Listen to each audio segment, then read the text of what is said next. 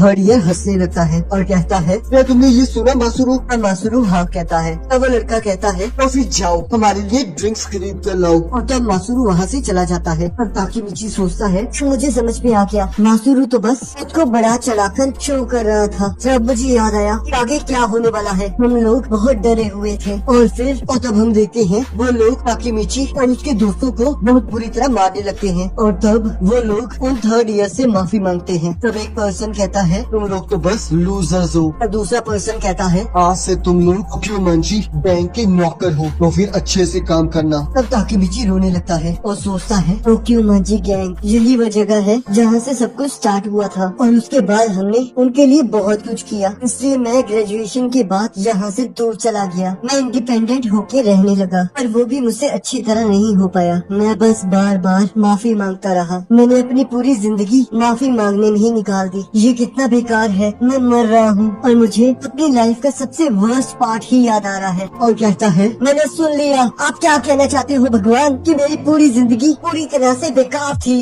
और तो मुझे हिनाटा याद आती है और वो कहता है, वो न्यूज और टोक्योमंजी गैंग हिनाटा 12 सालों बाद उन्हीं की वजह से मरी है, पर मुझे लगता है इसका मेरे साथ कोई लेना देना नहीं है। और तब वो सभी लोग घर वापस जा रहे होते हैं। और तब ताकेमिची उन सभी से माफी मांग के वहाँ से चला जाता है और सोचता है, मैं भूल गया हूँ कि हिनाटा दिखती कैसी थी। और तब वो एक बिल्डिंग के पास पहुँच जाता है और हिनाटा के घर को ढूंढते हुए उसके घर की डोरबेल बजाता है। तब हिनाटा घर से बाहर आती है और कहती है, मुझे नहीं लगा था तुम यहाँ आओगे। क्या तुम फिर से लड़ रहे थे? क्या तुम खुद को लड़ाई से दूर नहीं रख सकते? क्या तुम ठीक हो? लगता है तुम्हें काफी चोटें आई हैं। रुको, मैं तुम्हारे लिए दवाई लाती हूँ। और तब हिनाटा को देखकर ताकेमिची रोने लगता है और कहता है, पता नहीं मैं क्यों रो रहा हूँ, पर मैं बस तुम्हें देखना चाहता था। तो चलो, नहीं मैं क्यों रो रहा हूँ, पर मैं बस तुम्हें देखना चाहता था। तो चलो अब मैं जाता हूँ। तब हिनाटा कहती है, तुम झूठ कह रहे हो, कुछ तो हुआ है, तुम आज खुद से जरा नहीं लग रहे हो। और तब हिनाटा ताकेमिची का मुंह पकड़कर कहती है, मुझे सब कुछ सुनना है, आखिरकार क्या हुआ है? मैं तुम्हारी गर्लफ्रेंड हूँ बेवकूफ। और तब ताकेमिची सोचता है, वो हमेशा मुझ पर गुस्सा करती थी, उसकी विल बहुत स्ट्रॉन्ग थी। और तब ताकेमिची वहाँ से रोते हुए चला जाता है। और तब ताकेमिची एक पार्क में बैठा होता है जहाँ कुछ बच्चे एक छोटे बच्चे को तंग कर रहे होते हैं। और तब ताकेमिची कहता है, ये लोग चुप क्यों नहीं करते? क्या इन्हें दिख नहीं रहा कि मैं यहाँ रो रहा हूँ? और तब वो जाकर उस लड़के के एक पंच मारता है और कहता है, क्या तुम 2 मिनट चुप नहीं कर सकते? मैं अभी बहुत सीरियस मूड में हूँ, अब या तो यहाँ से भाग जाओ, नहीं तो मैं तुम्हें मार डालूंगा। और तब वो तीनों लोग वहाँ से चले जाते हैं। तब वो बच्चा कहता है, 1 मिनट रुको, इस चीज को यहाँ छोड़ना खतरनाक हो सकता है। और तब ताकेमिची उस बोतल को उठाकर साइड में रख देता है। तब वो लड़का कहता है, मेरी मदद करने के लिए थैंक यू। तब ताकेमिची कहता है, मैं तुम्हें एक एडवाइस देता हूँ, जब भी कभी ऐसे लोग तुम्हें तंग करे तो तुम्हें कॉन्फिडेंस दिखाना होगा। चाहे तुम्हें मार पड़ने वाली हो, पर तुम्हें हारना नहीं है, इससे वो लोग डर जाएंगे। और सोचता है, ये हिम्मत और कॉन्फिडेंस ये मुझ में कभी नहीं थी। और कहता है, वैसे तुम्हारा नाम क्या है? तब वो बच्चा कहता है, मेरा नाम नायोटो ताचिबाना है। तो ताकेमिची कहता है, क्या तुम हिनाटा से रिलेटेड हो? तब नायोटो कहता है, हाँ वो मेरी बड़ी बहन है। तब ताकेमिची कहता है, तुम्हें ये मुझे पहले बताना चाहिए था। तब वो दोनों पार्क में बैठ जाते हैं। तब ताकेमिची सोचता है, नायोटो भी 12 सालों बाद मर जाएगा। और नायोटो को अपना नाम बताता है और कहता है, क्या तुम अपनी बहन को पसंद करते हो? तब नायोटो मना कर देता है। तब ताकेमिची पूछता है, पर ऐसा क्यों? तब नायोटो कहता है, क्योंकि वो हमेशा मुझे ऑर्डर करती रहती है। तब ताकेमिची कहता है, मैं समझ गया तुम क्या कहना चाहते हो, पर फिर भी तुम्हें उसका ख्याल रखना होगा। अगर मैं सच कहूँ तो मैं तुम्हारी बहन से बहुत प्यार करता हूँ। मैं उससे इतना ज्यादा प्यार करता हूँ कि मुझे नहीं पता कि मैं अपने साथ क्या कर लूँ। मुझे नहीं लगता तुम्हें समझ आएगा, पर शायद तुम्हें ये थोड़ा अजीब लगे, पर इस दिन 2017 में मैं ट्रेन के ट्रैक पर गिर गया था। मुझे लगा मैं मर गया, पर अचानक से मैं मिडिल स्कूल में था।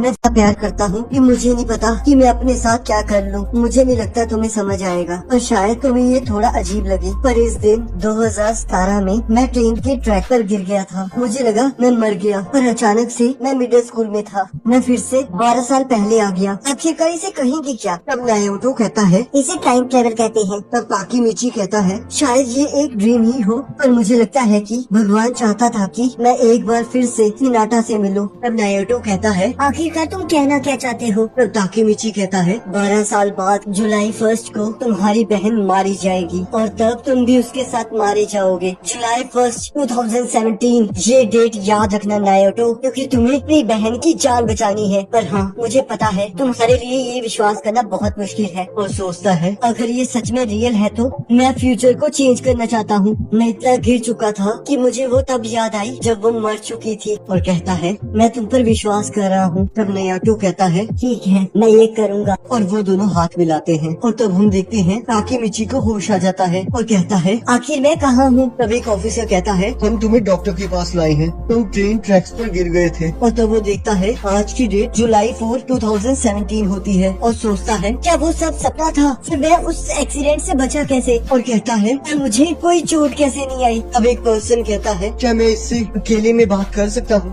तब वो ऑफिसर कहता है ये वही पर्सन है जिसने तुम्हारी जान बचाई है। ताकेमिची कहता है तुम कौन हो। तब वो पर्सन कहता है मेरा नाम नायोटो ताचिबाना है। उस दिन तुमने मेरा फ्यूचर चेंज कर दिया था, तुमने टाइम ट्रेवल किया था इसलिए मैं बच पाया और तुम्हें बचा पाया। तुमने प्रेजेंट को टाइम ट्रेवल करके बदल दिया। जिसे सुनकर ताकेमिची हैरान हो जाता है। तब नायोटो ताकेमिची को उसकी बात याद दिलाता है जिसने उसे उसकी बहन को बचाने के लिए कहा था और कहता है मैंने बहुत मेहनत की और एक पुलिस ऑफिसर बन गया ताकि मैं अपनी बहन को बचा सकूं। तब ताकेमिची कहता है तो इसका मतलब कि नाटा जिंदा है। तब नायोटो कहता है मुझे माफ कर देना ताकेमिची, मेरी बहन मर चुकी है। मैंने वो सब कुछ किया जो मैं कर सकता था और मैं फिर भी उसे बचा नहीं पाया। तो ताकेमिची प्लीज मेरी मदद करो, मुझे पता है तुम मेरी बहन को बचा सकते हो। तब ताकेमिची कहता है तुम चाहते हो कि मैं हिनाटा को बचाऊं। एपिसोड की शुरुआत में हम देखते हैं कि ताकेमिची एक रूम में बैठा होता है जहाँ नायोटो से कहता है कि मैं तुम्हारी टाइम ट्रेवल की पावर्स को ऑब्जर्व कर रहा था। तुम जुलाई 4, 2017 से जुलाई 4, 2005 में पहुँच सकते हो, जिसका मतलब तुम टाइम में 12 साल पहले जा सकते हो। और तब हम देखते हैं नायोटो ताकेमिची को कुछ पढ़ने के लिए कह रहा होता है और ताकेमिची को नींद आ रही होती है और वो सोचता है पिछले 2 दिनों से मैं नायोटो के अपार्टमेंट में हूँ और मैं